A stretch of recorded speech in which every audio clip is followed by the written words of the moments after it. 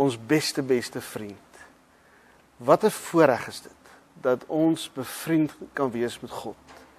Dat ons kinders van God kan wees en dat Jesus ons oudste broer is, wat al reeds in die hemel is en wat vir ons plek voorberei. Wat 'n wonderlike voorreg. Daar is geen ander godsdiens wat so bevoorreg is om in so 'n verhouding te staan met hulle God. Jesus, ons beste vriend. Vandag gaan ons gesels oor, ons moet ons vriendskap met Jesus geniet. Dit moet iets wees wat vir jou blydskap gee in die lewe. Nou kom ons kyk 'n bietjie hoekom. Die afgelope kwartaal het ons gepraat oor dat hy 'n vriend is wat getrou is. 'n Mens kan hom vertrou. Hy praat nie uit nie. Hy luister opreg. Hy stel belang en hy voorsien in die fynste detail. En hy doen ook dinge vir ons wat ons nie eers gevra het nie. En hy stel belang. Hy is regtig getrou. Ons het gesels oor dat 'n mens in 'n verhouding met hom kan staan en dat 'n mens maar kan praat oor jou verhouding met hom en dat wanneer ek praat, dat dit ook vir ander mense inspirasie is en vir ander mense iets beteken om te hoor hoe is 'n geloofsverhouding wat 'n mens se lewe verander.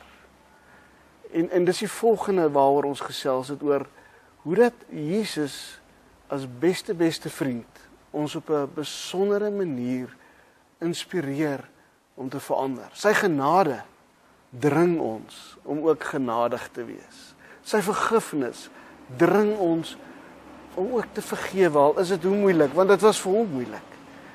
Jesus beïnvloed 'n mens en hoe nader jy aan hom is, hoe lekkerder is dit om deur hom beïnvloed te word. Ons het ook gesels oor Jesus wat ons kom dien het tot die dood toe. Dat hy 'n slaaf geword het vir ons, dat hy regtig aan 'n kruishout gesterf het, sodat ons kan lewe.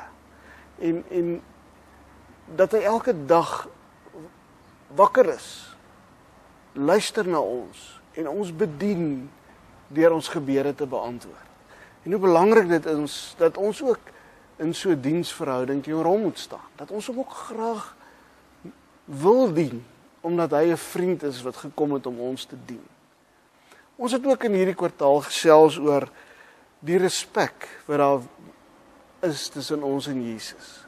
Hoe dat Jesus eers na ons toe gekom het en gesê het, ek is julle vriende. Ek is julle vriend en julle moet my vriende wees. Julle het my nie uitgekies nie, ek het jou uitgekies.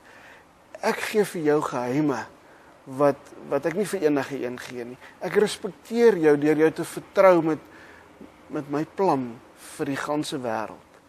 En hoe dat hy ook verwag dat ons hom moet respekteer deur aan hom gehoorsaam te wees, net omdat ons graag sy wil doen. Daai respek wat daar tussen ons en hom moet wees.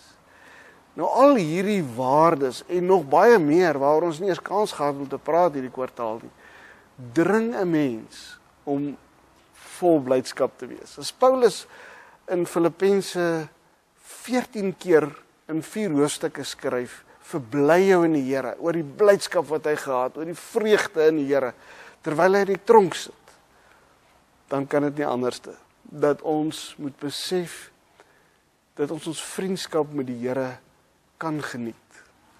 En dit so belangrik is, dat dit so moet wees, dat jy jou lewe sal geniet, omdat jou beste vriend saam met jou is en stil tevrede is met jou en glimlag oor jou. Julle gaan nou gesels oor Psalm 149. Nou, die interessante is, dis geskryf voordat Jesus aarde toe gekom het. En alreeds voordat hy homself geopenbaar het en wat hy alles vir ons gedoen het en gesterf het aan die kruis, het mense hulle al verbly in wat die Here vir hulle doen. Mag julle lekker lees in Psalm 149 en mag julle ook daai jubel en 'n blydskap en vreugde in julle hê wat elke ene behoort te hê wat besef wat Jesus vir hom beteken. Ons mag maar ons vriendskap met die Here geniet. Kom ons bid saam. Ons Vader wat in die hemel is, dankie dat U 'n God is wat nie 'n spoilsport is nie. Maar jy's 'n God is wat ons wil gelukkig sien. En dat U vir ons leer hoe om gelukkig te wees. En dat U vir ons U seun gee om ons deur sy Gees te inspireer om gelukkig te wees. Dankie Here vir die respek tussen ons en U. Dankie vir die verhouding wat daar is tussen ons en U. Dankie dat U ons lewens verander, ons gemoed verander. Dankie Here dat U vir ons 'n God is wat 'n vriend geword het. Maar dankie ook dat ons vandag besef, U is nie 'n speelmaatjie. Ons kan nooit blasé teenoor U wees nie. Ons wil ons vriendskap met U geniet, omdat U 'n God is wat U kinders geniet. Seën ons Here om 'n lewe van blydskap te lewe. Ons bid dit in die naam van Jesus. Amen.